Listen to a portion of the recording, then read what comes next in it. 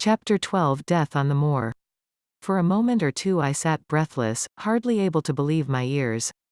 Then my senses and my voice came back to me, while a crushing weight of responsibility seemed in an instant to be lifted from my soul. That cold, incisive, ironical voice could belong to but one man in all the world. Holmes. I cried, Holmes. Come out, said he, and please be careful with the revolver.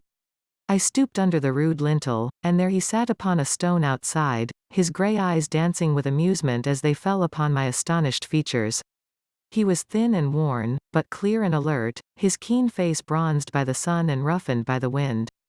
In his tweed suit and cloth cap he looked like any other tourist upon the moor, and he had contrived, with that cat-like love of personal cleanliness which was one of his characteristics, that his chin should be as smooth and his linen as perfect as if he were in Baker Street. I never was more glad to see anyone in my life, said I, as I wrung him by the hand. Or more astonished, eh? Well, I must confess to it. The surprise was not all on one side, I assure you. I had no idea that you had found my occasional retreat, still less that you were inside it, until I was within 20 paces of the door. My footprint, I presume? No, Watson, I fear that I could not undertake to recognize your footprint amid all the footprints of the world. If you seriously desire to deceive me you must change your tobacconist, for when I see the stub of a cigarette marked Bradley, Oxford Street, I know that my friend Watson is in the neighborhood. You will see it there beside the path. You threw it down, no doubt, at that supreme moment when you charged into the empty hut. Exactly. I thought as much, and knowing your admirable tenacity I was convinced that you were sitting in ambush, a weapon within reach, waiting for the tenant to return. So you actually thought that I was the criminal? I did not know who you were, but I was determined to find out. Excellent, Watson. And how did you localize me? You saw me, perhaps, on the night of the convict hunt, when I was so imprudent as to allow the moon to rise behind me? Yes, I saw you then. And have no doubt searched all the huts until you came to this one? No, your boy had been observed, and that gave me a guide where to look. The old gentleman with the telescope, no doubt. I could not make it out when first I saw the light flashing upon the lens. He rose and peeped into the hut. Ha, I see that Cartwright has brought up some supplies. What's this paper? So you have been to Coombe Tracey, have you? Yes. To see Mrs. Laura Lyons? Exactly. Well done. Our researches have evidently been running on parallel lines, and when we unite our results I expect we shall have a fairly full knowledge of the case. Well, I am glad from my heart that you are here, for indeed the responsibility and the mystery were both becoming too much for my nerves. But how in the name of wonder did you come here, and what have you been doing?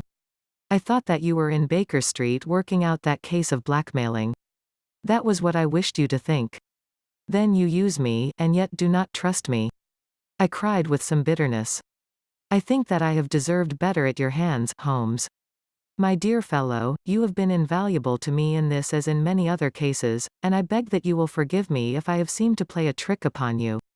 In truth, it was partly for your own sake that I did it, and it was my appreciation of the danger which you ran which led me to come down and examine the matter for myself.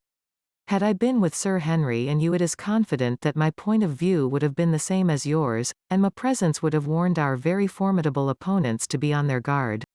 As it is, I have been able to get about as I could not possibly have done had I been living in the Hall, and I remain an unknown factor in the business, ready to throw in all my weight at a critical moment.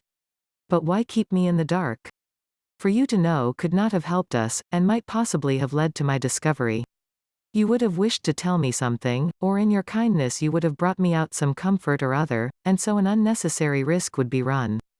I brought Cartwright down with me. You remember the little chap at the express office, and he has seen after my simple wants, a loaf of bread and a clean collar. What does man want more? He has given me an extra pair of eyes upon a very active pair of feet, and both have been invaluable. Then my reports have all been wasted. My voice trembled as I recalled the pains and the pride with which I had composed them. Holmes took a bundle of papers from his pocket. Here are your reports, my dear fellow, and very well thumbed, I assure you. I made excellent arrangements, and they are only delayed one day upon their way. I must compliment you exceedingly upon the zeal and the intelligence which you have shown over an extraordinarily difficult case.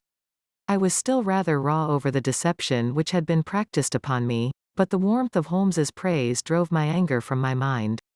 I felt also in my heart that he was right in what he said and that it was really best for our purpose that I should not have known that he was upon the moor. That's better, said he, seeing the shadow rise from my face. And now tell me the result of your visit to Mrs. Laura Lyons. It was not difficult for me to guess that it was to see her that you had gone, for I am already aware that she is the one person in Coombe Tracey who might be of service to us in the matter. In fact, if you had not gone today, it is exceedingly probable that I should have gone tomorrow. The sun had set and dusk was settling over the moor. The air had turned chill and we withdrew into the hut for warmth. There, sitting together in the twilight, I told Holmes of my conversation with the lady. So interested was he that I had to repeat some of it twice before he was satisfied. This is most important, said he when I had concluded. It fills up a gap which I had been unable to bridge, in this most complex affair. You are aware, perhaps, that a close intimacy exists between this lady and the man Stapleton? I did not know of a close intimacy. There can be no doubt about the matter. They meet, they write, there is a complete understanding between them. Now, this puts a very powerful weapon into our hands. If I could only use it to detach his wife. I am giving you some information now, in return for all that you have given me. The lady who has passed here as Miss Stapleton is in reality his wife. Good heavens, Holmes! Are you sure of what you say? How could he have permitted Sir Henry to fall in love with her?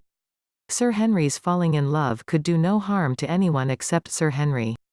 He took particular care that Sir Henry did not make love to her, as you have yourself observed. I repeat that the lady is his wife and not his sister. But why this elaborate deception? Because he foresaw that she would be very much more useful to him in the character of a free woman. All my unspoken instincts, my vague suspicions, suddenly took shape and centered upon the naturalist. In that impassive, colorless man, with his straw hat and his butterfly net, I seemed to see something terrible, a creature of infinite patience and craft, with a smiling face and a murderous heart. It is he, then, who is our enemy, it is he who dogged us in London. So I read the riddle. And the warning, it must have come from her. Exactly. The shape of some monstrous villainy, half seen, half guessed, loomed through the darkness which had girt me so long. But are you sure of this, Holmes? How do you know that the woman is his wife? Because he so far forgot himself as to tell you a true piece of autobiography upon the occasion when he first met you, and I dare say he has many a time regretted it since. He was once a schoolmaster in the north of England. Now, there is no one more easy to trace than a schoolmaster. There are scholastic agencies by which one may identify any man who has been in the profession. A little investigation showed me that a school had come to grief under atrocious circumstances, and that the man who had owned it, the name was different, had disappeared with his wife. The descriptions agreed. When I learned that the missing man was devoted to entomology, the identification was complete. The darkness was rising, but much was still hidden by the shadows. If this woman is in truth his wife, where does Mrs. Laura Lyons come in? I asked. That is one of the points upon which your own researches have shed a light. Your interview with the lady has cleared the situation very much. I did not know about a projected divorce between herself and her husband. In that case, regarding Stapleton as an unmarried man, she counted no doubt upon becoming his wife. And when she is undeceived, why, then we may find the lady of service. It must be our first duty to see her, both of us, tomorrow. Don't you think, Watson, that you are away from your charge rather long? Your place should be at Baskerville Hall. The last red streaks had faded away in the west and night had settled upon the moor. A few faint stars were gleaming in a violet sky. One last question, Holmes, I said, as I rose. Surely there is no need of secrecy between you and me. What is the meaning of it all? What is he after? Holmes's voice sank as he answered, "It is murder, Watson, refined, cold-blooded, deliberate murder. Do not ask me for particulars. My nets are closing upon him, even as his are upon Sir Henry, and with your help he is already almost at my mercy. There is but one danger which can threaten us. It is that he should strike before we are ready to do so. Another day, 2 at the most, and I have my case complete, but until then guard your charge as closely as ever a fond mother watched her ailing child. Your mission today has justified itself, and yet I could almost wish that you had not left his side. Hark! A terrible scream, a prolonged yell of horror and anguish, burst out of the silence of the moor. That frightful cry turned the blood to ice in my veins. Oh, my God! I gasped. What is it? What does it mean? Holmes had sprung to his feet, and I saw his dark, athletic outline at the door of the hut, his shoulders stooping, his head thrust forward, his face peering into the darkness. Hush, he whispered. Hush. The cry had been loud on account of its vehemence, but it had pealed out from somewhere far off on the shadowy plain. Now it burst upon our ears, nearer, louder, more urgent than before. Where is it? Holmes whispered, and I knew from the thrill of his voice that he, the man of iron, was shaken to the soul. Where is it, Watson? There, I think. I pointed into the darkness. No, there. Again the agonized cry swept through the silent night, louder and much nearer than ever. And a new sound mingled with it, a deep, muttered rumble, musical and yet menacing, rising and falling like the low, constant murmur of the sea.